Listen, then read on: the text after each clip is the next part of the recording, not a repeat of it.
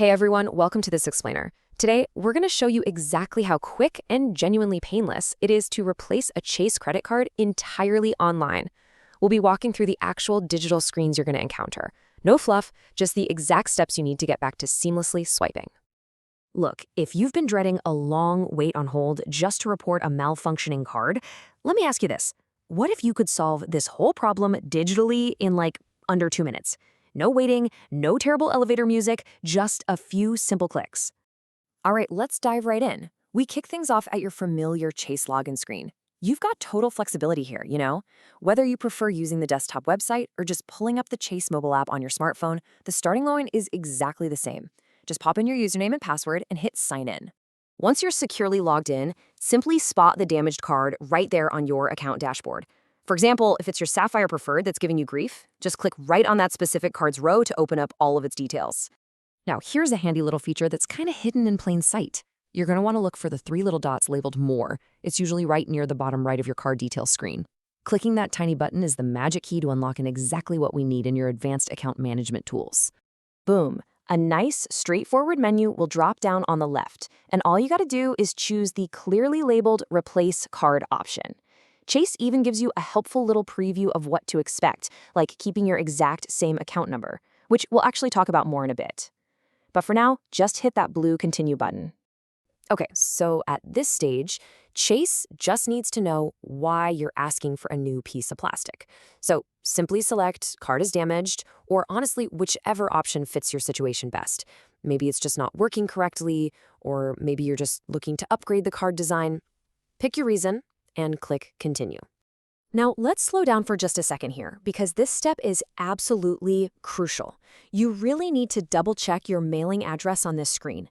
This is your fail-safe to make sure that shiny new card actually reaches your current mailbox and doesn't accidentally end up at your old apartment. If it looks perfect, click Yes, Continue. If not, you can literally just edit it right on the spot. All right, we are practically at the finish line now. Just give all of your details one final glance. Check the card type, the reason, and of course, that address. And when you're 100% confident everything looks correct, go ahead and hit that blue Confirm Replacement button. It really is that transparent and user-friendly. And just like that, you're done. See how seamless that was? You've officially completed all the operational steps without ever picking up a telephone. You just navigated the whole system efficiently, completely on your own time. Immediately after you hit confirm, you'll be greeted by this super reassuring green check mark. It's instant visual feedback letting you know that your replacement request has successfully made its way into the Chase system. You did it right. Next up, keep an eye on your email because an official confirmation message should land right in your inbox. Think of this email as your digital receipt, and it'll even provide tracking details if they happen to be available for your shipment. So now we just play the waiting game. Keep an eye on your actual physical mailbox as your new card is being manufactured and will arrive via standard mail in roughly 5 to 7 business days. So absolutely no need to panic if it isn't waiting for you the very next morning.